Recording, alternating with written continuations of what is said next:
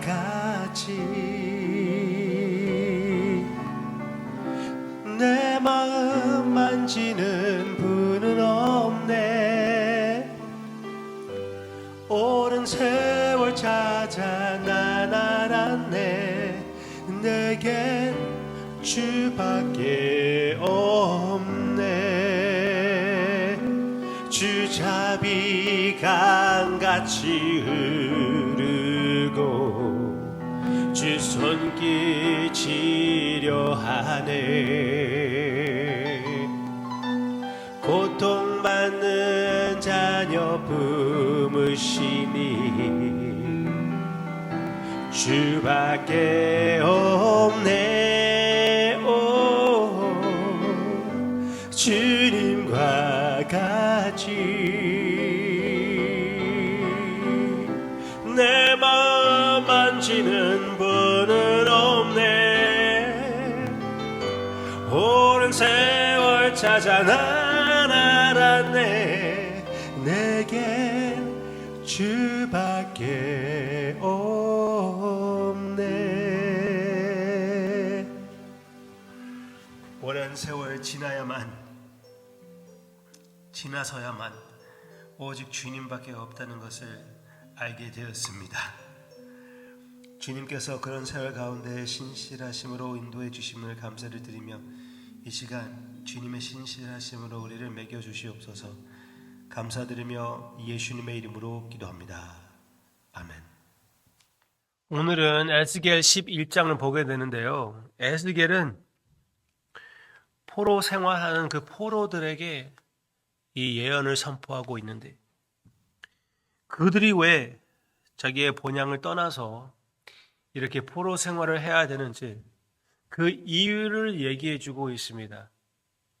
특히 8장에서는 그들의 우상 숭배가 분명히 우리에게 선포해 주고 있습니다. 우리에게 얘기해 주고 있어요. 우상 숭배. 너무나 끔찍한, 하나님 앞에서 악독한 그런 죄를 짓고 있는 그들의 모습이었습니다. 그것으로 인하여 9장에서는 그들은 심판을 받게 되고요.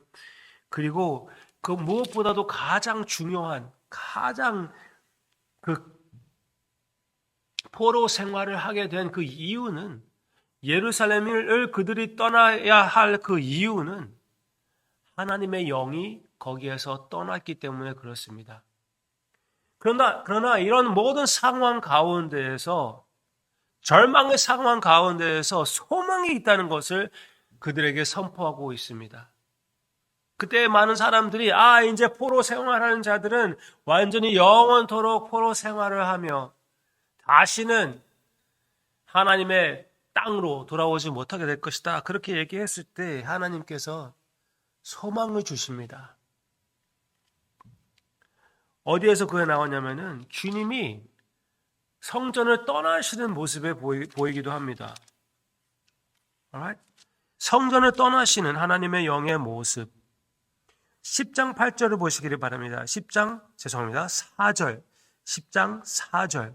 여호와의 영광이 그룹에서 올라와 성전 문지방에서에 이르니 구름이 성전에 가득하며 여호와의 영화로운 광채가 뜰에 가득하였고, 그 다음에 18절. 여호와의 영광이 성전 문지방을 떠나서 그룹들 위에 머무르니, 이제 문지방을 떠났대요. 이제 그 안에 있었는데 그 바깥으로 나오는 것입니다. 여기 또 11장 마지막 부분을 보면은 22절. 그때의 그룹들이 날개를 드는데 바퀴도 그 곁에 있고 이스라엘 하나님의 영광도 그 위에 덮었더니 여호와의 영광이 성읍 가운데에서부터 올라가 성읍 동쪽 산에 머무르고, 이제 성전에서 나와서 하나님의 영광이, 그 성령께서 예루살렘 성을 떠나십니다. 그리고 건너편 산에서 머무러 계십니다. 그게 무슨 말입니까? 하나님께서 심판하실 때도 더디하신다는 것입니다. 천천히, 웬만하면 안 가려고 하시는 그 모습. 그러나 차츰 나가시는 모습. 그게 하나님의 마음이에요. 하나님은 심판하기 급하신 분이 아닙니다. 아무리 분노가 있다고 해도 그게 쌓이고 참지 못하게 될 때 그때에서 그 분노가 부어지는 것이에요. 심판이 나타나는 것입니다. 그게 항상 하나님의 마음이었습니다. 에스겔 다른 부분에서도 나오고 있고 성경 그 신약에서도 나오고 있는데 하나님께서는 우리가 회개하는 것을 기다린다고 얘기해주고 있고요. 악인이 회개하지 않고 죽는 것에 대해서는 하나님께서는 기뻐하지 않는다고 그랬습니다. I have no pleasure in the death of the one who dies. 악한 자가 죽음으로써 하나님께서 기뻐하지 않는다고 얘기해주고 있습니다. 물론 하나님께서 저주를 할 때 하나님께서는 영광을 받으십니다. 왜? 하나님의 의가 나타나기 때문에, 악에 대한 분노가 나타나기 때문에 하나님께는 영광이 갑니다. 그러나 하나님께서 원하시는 더 기뻐하시는 영광은 긍휼입니다. 긍휼. 우리는 긍휼의 하나님, 사랑의 하나님을 섬기고 있지 않습니까? 그래서 그 사람들이 이제 포로 생활하는 사람들은 이제 망했다 했을 때 새 언약의 선포를 가지고 그들에게 위로를 해 주십니다. 너무나 귀한 내용이에요. 11장 16절. 그런즉 너는 말하기를 주 여호와의 말씀에 내가 비록 그들을 멀리 이방인 가운데로 쫓아내어 여러 나라에 흩었으나 그들이 도달한 나라들에서 내가 잠깐 그들에게 성소가 되리라 하셨다 하고, 네, 그 포로 생활하는 곳에서도 여호와 하나님이 함께 하신다고 그렇게 얘기해 주고 있습니다. 17절 너는 또 말하기를 주 여호와의 말씀에 내가 너희를 만민 가운데에서 모으며 너희를 흩은 여러 나라 가운데에서 모아내고 이스라엘 땅을 너희에게 주리라 하셨다 하라. 그들이 그리로서 가서 그 가운데 모든 미운 물건과 모든 가증한 것을 제거하여 버리지라. 아멘. 내가 그들에게 한 마음을 주고 그 속에 새 영을 주며 그 몸에서 돌 같은 마음을 제거하고 살처럼 부드러운 마음을 주어 내 율례를 따르며 내 규례를 지켜 행하게 하리니 그들은 내 백성이 되고 나는 그들의 하나님이 되리라. 아멘. 할렐루야. 그 새 언약을 선포하고 있습니다. 그 새 언약으로 인하여 성령님이 우리의 마음에 오시고 이 딱딱한 마음 대신하여 부드러운 살아있는 고기의 마음을 주시는 하나님의 역사를 얘기해주고 있습니다. 우리는 개인적으로 그것을 체험하기도 하고 우리의 모임으로서 그것을 체험하고 있지 않습니까?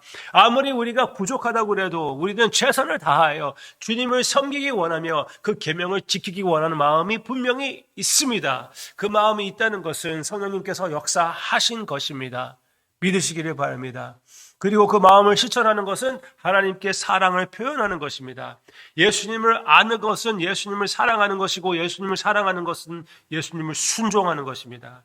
마음껏 주님을 순종하는 여러분들의 하루가 되기를 주님의 이름으로 축원합니다. 분명히 주님께서 역사해 주실 것입니다. 일단 그렇게 말씀드리고 싶고요. 둘째, 지금 반항하고 있다면은, 주님을 외면하고 있다면은, 주님을 떠나가고 있다면은, 아예 예수님을 전혀 모르시고 계신다면은 언제까지 그럴 것입니까? 이런 메시지를 듣고 하나님의 인내심을 느끼면서도 불구하고 주님께 왜 돌아오지 않는 것입니까? 왜 회개하지 않는 것입니까? 기회는 항상 있는 것이 아닙니다. 하나님의 인내심도 한계가 있습니다. 언젠가 그 인내심이 끊어지고 여러분들에게는 이미 너무나 늦어질 수가 있습니다. 심판이 떨어질 수가 있습니다. 주님은 지금 더디하시고 계십니다. 기회를 주시고 계십니다. 기회가 있을 때 주님 앞에 헌신하며 나의 구원자만 아니라 나의 구세 주로 영접하는 여러분들의 마음이 되기를 주님의 이름으로 축원하고, 우리 모두 다 함께 순종으로서, 마음으로부터 순종으로서, 사랑으로 순종으로서 사랑 고백하는 우리의 언행의 모습이 되기를 주님의 이름으로 축원합니다. 기도하겠습니다. 참으로 우리는 주님의 기쁨을 위하여 살기를 원합니다. 예수님에 대한 사랑을 순종으로 표현하기를 원해요. 그런 마음을 주님께서 주신 것이 아닙니까? 그 마음을 표현할 수 있게끔 용기를 오늘 나를 사랑하는 성도님들에게 허락해 주시옵소서. 지금 주님을 외면하며 우연으로 이 메시지를 듣게 된 친구분에게 주님께서 기회를 주사 회개를 하고 주님께 돌아오게 해 주시옵소서. 기회가 있을 때 그렇게 해 주시옵소서. 예수님의 이름으로 기도합니다. 아멘.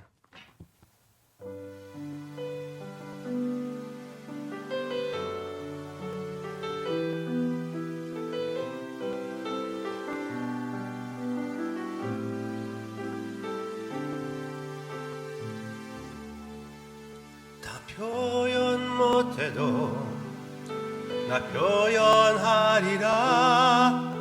다 고백 못해도 나 고백하리라. 다 알 수 없어도 나 알아가리라. 다 닮지 못해도 나 닮아가리라. 다 표현 못해도 나 표현하리라. 다 고백 못해도 나 고백하리라.